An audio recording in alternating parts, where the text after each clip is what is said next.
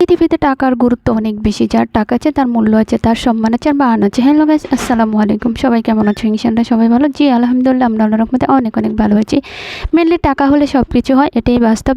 যখন তোমার পরিবারের সদস্য কেউ প্রবাসে থাকবে, কেউ ভালো ইনকাম করছে, কেউ ভালো ইনকাম সোর্স ভালো আছে, তখন দেখবে তোমার আত্মীয় স্বজন বন্ধু বান্ধব কোনো কিছুর অভাব নেই। সবাই তোমাকে শুধু দেখছে আর দেখছে। কারণ কি, তখন তোমার প্রয়োজন নেই, তারপরও তোমাকে দিচ্ছে। কারণ কি, তোমার টাকার মিশিং তো আছে।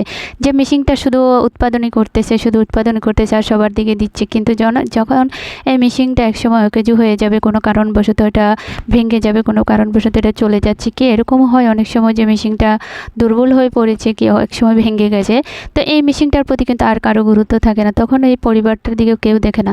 আর যখন ইনকাম সোর্স ভালো থাকে, তখন দেখবে ওই পরিবারের সদস্য, ওর ওয়াইফ, ওর বাচ্চা সবাই খবর নিচ্ছে। কারণ কি জানেন, তখন তো ওর টাকার মেশিনটা কিন্তু পাশে আছে। তারা জানে যে 1 টাকা দিলে আমরা 5 টাকা পাবো। আর যখন এই মেশিনটা একসময় দুর্বল হয়ে যাবে, তখন দেখবা এই বাচ্চাদের আর খোঁজখবর নেবে না, এর ওয়াইফের কোনো খোঁজখবর নেবে না। কারণ জানে এখন দিলে এই টাকাটাই ওদের লস হচ্ছে। আর যখন ইনকাম ছিল, মানে মেশিনটা রানিংয়ে ছিল, তখন দেখবে চতুর্দিকে শুধু তোমাকে দিচ্ছে। কারণ কি, তখন প্রয়োজন ছিল না। আর এখন কিন্তু তোমার প্রয়োজন, তারপরও দিবে না। কারণ কি জানো, কারণ এখন দিতে গেলে তাদের মাথায় আটকে যে আমরা তো রিটার্ন কিছু পাবো না। তো অনেক ভাই বোনেরা যারা প্রবাসে থাকে, তারা কিন্তু যখন ইনকাম করে, তখন মা বাবা, ভাই বোন, আত্মীয় স্বজন সবাইকে শুধু দিতে থাকে। এরকমও আছে এক ফ্যামিলিতে 15 জন সদস্য, এর মধ্যে একজন বিদেশ আছে, তো সবাইকে শুধু দেয়, সবাইকে দেয়, সবাইকে চালায়।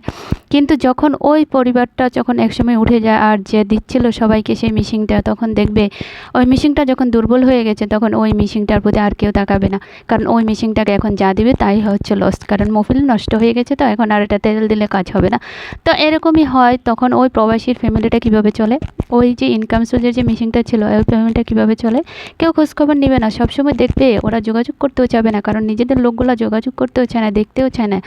চাওয়ার না খাওয়ার একটাই কারণ হচ্ছে, কারণ এখন যোগাযোগ করলে যদি কিছু দিতে হয়, কিছু বলতে হয়, তাই তো সবাই এরকমভাবেই করতে থাকে। কারণ কি জানেন, আর পৃথিবীতে কিন্তু আল্লাহ কাউকে না খেয়ে রাখে না। আর পৃথিবী কারোর জন্য কিছু থেমে থাকে না, রানিং মতন চলতেই থাকে। অনেকের বাবা নাই, মা নাই, অনেকের সন্তান নাই।